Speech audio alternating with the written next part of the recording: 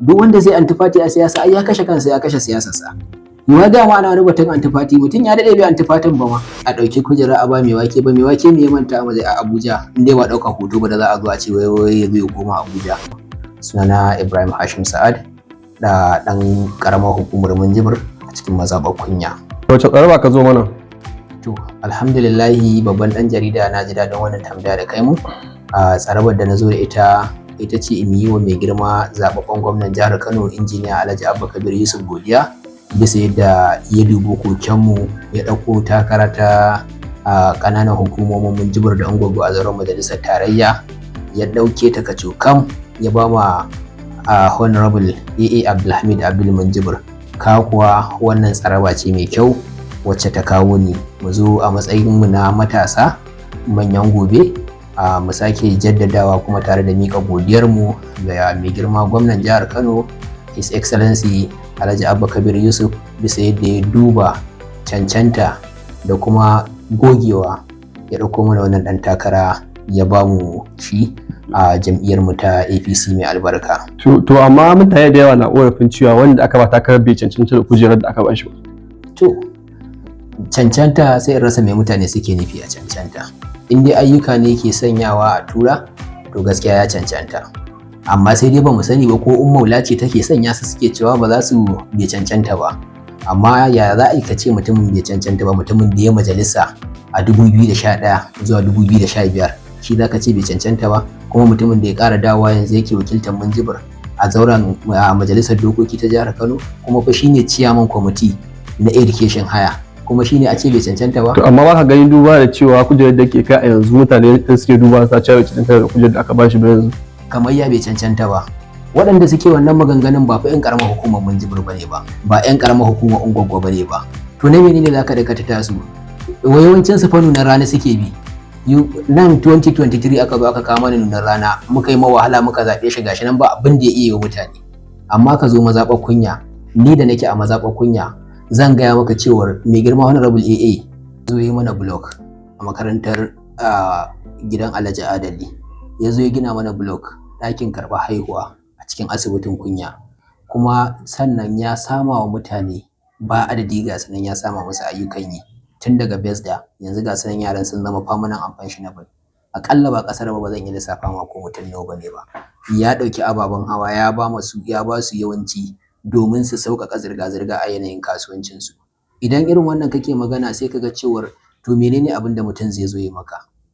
Ina tunanin bane ba, kaf mazaɓinmu 11 in ka zagaya za ka tarar da cewar kowace mazaɓa akwai irin yanayin aikin da ya yi ƙoƙari ya kawo musu. To kuma mutumin da yanzu idan ka ɗauko aikin ɗan majalisarmu na jiha na yanzu, ka ɗauko aikinmu na ɗan majalisar tarayya na yanzu, sai ka rantse da Allah ɗan majalisar yanzu na jiha shine ma a Abuja. Saboda ɗan majalisarmu na tarayya na yanzu a mazaɓar Kunya abu guda biyu yayi, shi ma ba aiki bane ba. Blok ne ya gina na makaranta guda ɗaya, sai sola guda 25. Ka gaya min shi wannan inda ya zo gina ma ɗakin karɓar haihuwa, ya gina maka ajujuwa, ya ɗauki ɗalibai, ya ɗauki 'yan uwanka ɗalibai ya ba su scholarship, ya ɗauki matasa ya ba su permanent and pensionable offer, malaman makaranta, malaman ɓangaren aikin gona. A yanzu haka ina gaya ma cewar akwai malamai na ɓangaren lafiya da suke a nan akan layi. Idan ka ɗauko ayyukansa ka haɗa da na ɗan majalisar tarayya na yanzu, za ka ga cewar to ai in ka tura shi Abuja ma ka ɗora ƙwarya ne a gurbinta. To amma mutane da yawa suna cewa bai da ido a Ungwaggo, bai da mutane a Ungwaggo, yanzu ba a san da zai fara ga Ungwaggo ba. Duk yawancin jama'a suna Minjibir, ba ya shiga cikin ƙaramar hukumar Ungwaggo, ban tana san mutanen cikin ta. To ai ina mai tabbatar maka da cewar shi wanda aka ɗauki takara aka bawa mutane da suke tunanin kamar bai da ido a Ungwaggo, ya fi su ido a Ungwaggo. Tunda yanzu ka ɗauka cewar ba nan da wasu suna kiran wai a ɗauki kujera a ba mai wake ba, mai wake me ya manta a Abuja, in dai ba ɗauka hoto ba da za a zo a ce wai ya zo ya koma Abuja. Me ya mana Abuja da ya je, ba an tura shi ya je shekara 4 ba? Me ya iya yi? Ba abin da ya iya yi, ba abin da ya ba wancan ba. Ga wani can an ce wai shi daga sama ma aka turo shi. Daga sama ina?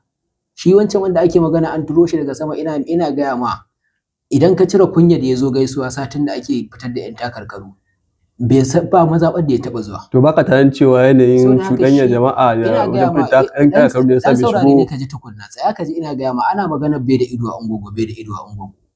Ina ce Ungwaggon? Ka je ka bincika ka ji Allah ya ji ƙan rai a Honorable Aminu Sa'adu Ungwaggo. Bai da aminin sa ne ai. Tare suka yi gwagwarmayar siyasa, kuma tare suka yi zaman majalisa. Ka ce bai da ido a Ungwaggo? Amma kuma ai ka ce marigayi Alhaji Sa'adu Ungwaggo. To nan To haka ita siyasa ba gida bace ba, yanzu marigayin gidan mutuwa yi. Yanzu ɗansa ne ma ɗan majalisar jiha, kuma shi aka sake ba tikitin takara. to ba ganin cewa ɗan nashi shi bai da ido a hannun a ɓangaren Alhaji maganar zaɓe fa an riga an gama ta. Maganar zaɓe an riga an gama ta. Duk wanda yake biyayya ga mai girma gwamna yake biyayya ga jam'iyyar APC ya zo a dafa a yi wannan tafiya lafiya. To kai ba ganin akwai wanda za su yi antifati a wannan harkar ta ta AA da aka fitar a majalisar tarayya, tunda akwai mutane da yawa wanda ba su so ita antifati a siyasa wannan ai kashe kai ne. Duk wanda zai antifati a siyasa ai ya kashe kansa, ya kashe siyasarsa. Yiwa ga ma ana wani batun antifati, mutum ya daɗe bai antifatin ba ma. Allah na duk wanda ya antifati dama gwamna ne baya kauna. Dan mai girma gwamna gashi nan sai ga wasu su zo su yi ma antifati. To amma wasu suna cewa siyasa ita wannan biyan bukata ce. Idan mutum ya je gurin da a bashi abin da yake so sai kuma wani gidan. Ya inda yake tare za a bashi abin da yake bukata. Siyasa biyan bukata ce ko kuma biyan bukata al'umma.